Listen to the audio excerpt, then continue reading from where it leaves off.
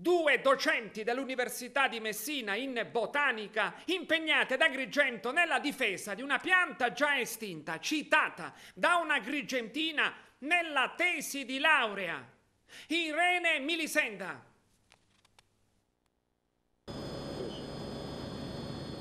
Lungo il litorale di Agrigento vi sono pregiate specie vegetali a rischio d'estinzione. È quanto scoperto e documentato da una studentessa agrigentina, Adriana Bernardo, nella sua tesi di laurea. E a seguito di ciò la professoressa Rossella Picone e il professore Alessandro Crisafulli, ordinari di botanica presso l'Università di Messina, sono giunti ad Agrigento per visitare le dune e gli habitat costieri. Abbiamo scoperto che queste dune sono assolutamente ben conservate e quindi ritengo che la cosa fondamentale sia continuare a mantenerle tali e non far perdere una vegetazione che è di grande interesse. Ci sono piante rare a rischio di estinzione veramente molto importanti e tutto questo è successo anche grazie alla tesi di laurea che abbiamo dato a una ragazza di questo territorio che è Adriana e che quindi ci ha fatto scoprire questo patrimonio. Adesso come si procederà? Allora, la nostra intenzione è quella di censire in maniera più approfondita le specie presenti e poi di raccontarle al territorio, perché la cosa importante è prendere coscienza di questo patrimonio e tutelarlo. E quindi la nostra intenzione è quella, in collaborazione con il territorio, appunto, organizzare un convegno, un incontro in cui racconteremo queste scoperte e la valenza naturalistica di questi luoghi. Blugrossa siciliana è il nome di una delle piante ritenute estinte che fiorisce tra aprile e maggio nelle dune marittime, presente solo in Sicilia, nelle spiagge sabbiose tra Portopalo di Menfi e Gela. Questa pianta viene segnalata a Cannatello lungo il litorale di San Leone nel lontano 1937 e adesso è rilevata a 3 km di distanza.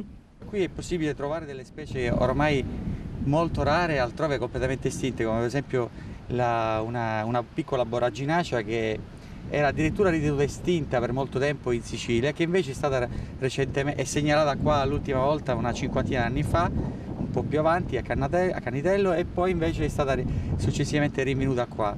Soltanto qui è una specie molto rara e a rischio di estinzione e che quindi vale la pena assolutamente tutelare, non nella specificità della specie, ma proprio soltanto nell'ambiente in cui questa vive. Solo così si possono tutelare questa, ma altre specie, come per esempio un'altra specie endemica che è questa bella ginestra dei fiori bianchi che si ricopre in primavera, che è la Retama cussonei, eccola qua, che fa questi bellissimi legumi.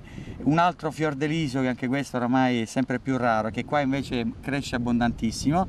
Ed infine un'altra pianta che individua, che è la crucianella, che individua, diciamo, degli habitat assolutamente prioritari nella conservazione da parte della direttiva dell'Unione Europea, e che soltanto in questi posti è possibile rinvenire nella zona siciliana centro della parte meridionale. Eccola qua, questa è una pianta molto rara e sempre più rara, proprio perché questi interventi vanno, diciamo, di pulitura della spiaggia e eliminano questa pianta che non ha una grande capacità di riprendersi dopo un intervento così destabilizzante, così terribile, diciamo.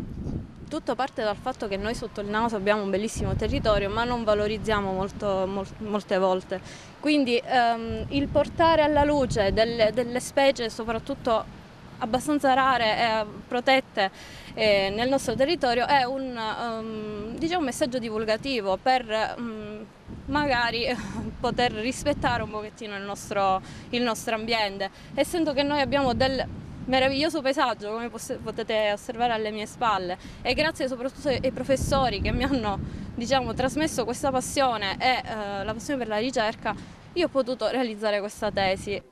Durante il tour i docenti universitari e la stessa Adriana Bernardo sono stati accompagnati dal responsabile dell'associazione Mare Amico, Claudio Lombardo, che nei prossimi mesi organizzerà un convegno per la divulgazione di quanto scoperto. Mare Amico e Lombardo lanciano un appello all'amministrazione affinché in occasione dell'avvento dell'estate tutto il litorale agrigentino sia tutelato. Il messaggio che vuole lanciare Mare Amico è quello di non toccare le dune, a prescindere che sono tutelate dalla Comunità Europea.